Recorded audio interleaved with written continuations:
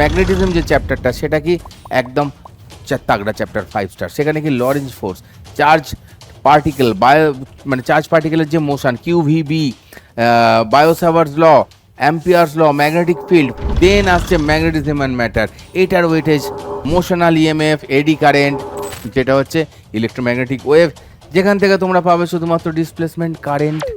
Semester 3 তোমার জীবনের 3 মিনিটে তার ইম্পর্টেন্ট সমস্ত কিছু আসছে। দেখতে পাচ্ছ ইলেকট্রোস্ট্যাটিক্স, বোর্ডের ওয়েটেজ একদম চ্যাকাচ্যাক 5 স্টার। ঠিক আছে, কি কি জিনিস পড়তে হবে? Coulomb's law, electric field, point line charge, electric dipole torque, flux, গাউসের থিওরেম, তার অ্যাপ্লিকেশন এবং সেই ফর্মুলাগুলো যেগুলো মনে রাখতে হবে। পোটেনশিয়াল ক্যাপাসিটেন্স থেকে কি হচ্ছে, ডাইপোলের জন্য potential, equipotential, surface, capacitor, parallel, series, energy store কি হচ্ছে, ডাইইলেকট্রিকের ইউজ, ব্যাটারি লাগালে ব্যাটারি খুলে যা যা হলো সেগুলো ঝটপট চলে এসো। কারেন্টের সঙ্গে কি হচ্ছে দেখো ভাই, ড্রিফট ভেলোসিটি, রেজিস্টিভিটি, কন্ডাক্টিভিটি, এই জায়গাটাতে থেকে মানে মুখস্থ করতে হয়, থিওরিটিক্যাল থাকে, এমসিকিউ থাকলেও সেগুলো থিওরিটিক্যাল কোশ্চেন আছে।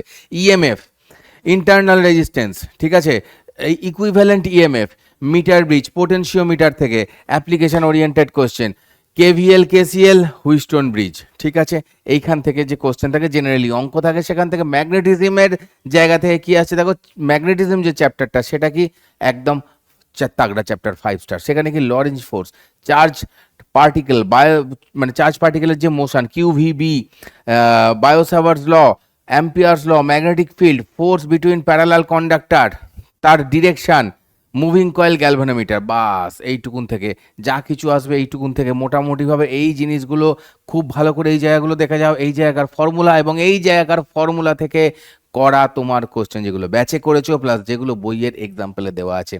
দেন আসছে ম্যাগনেটিজম অ্যান্ড ম্যাটার, এটার ওয়েটেজ কম থাকে, যেখানে বার ম্যাগনেট, ফিল্ড লাইন, আর্থের ম্যাগনেটিজমের যে অঙ্ক, অ্যাঙ্গেল অফ ডিপ, তারপরে তোমার ডায়া, প্যারা, ফেরোম্যাগনেটের তার সব জিনিসপত্র, ম্যাগনেটিক এলিমেন্ট, একটু থিওরিটিক্যাল জিনিস আছে, একটু মনে রেখে রেখে লিখতে হয় এখানে। অনেক সময় অনেকে ম্যাগনেটিক মোমেন্ট অ্যান্ড টর্কটা ওই চ্যাপ্টারেই ধরে। এরপর চলে আসছে ইএমআই, যেখানে দেখো একদম রাজা বসে আছে, ফ্যারাডের ল, লেন্সের ল, এখান থেকে তো কোশ্চেন আসবেই।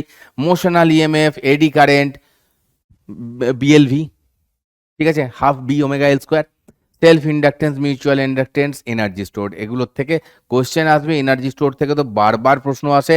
আর যেটা ইএমএফ যেটা আমাদের ইন্ডাকশন এফেক্টের, তার তো কোশ্চেন আসে ফ্যারাডের ল দিয়ে।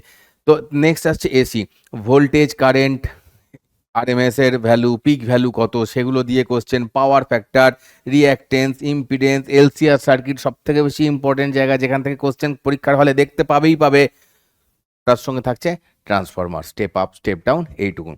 এরপর থাকছে সব থেকে ছোট্ট পুচকি চ্যাপ্টার, যেটা হচ্ছে ইলেকট্রোম্যাগনেটিক ওয়েভ, যেখান থেকে তোমরা পাবে শুধুমাত্র displacement current, ID equals to IC, ওই জায়গাটা। আর জাস্ট ইলেকট্রোম্যাগনেটিক ওয়েভের প্রপার্টি কোনটা, কেমন, কার ওয়েভলেন্থ কিসের মধ্যে, জাস্ট এইটুকুন জিনিসপত্র থাকে। ম্যাক্সওয়েলের ইকুয়েশন আসে, কিন্তু আমার এমসিকিউ প্রবলেমের মধ্যে ম্যাক্সওয়েলের ইকুয়েশন তো ওইভাবে লিখতে আসবে না, থিওরিটিক্যাল কোশ্চেন বড়জোর আসতে পারে।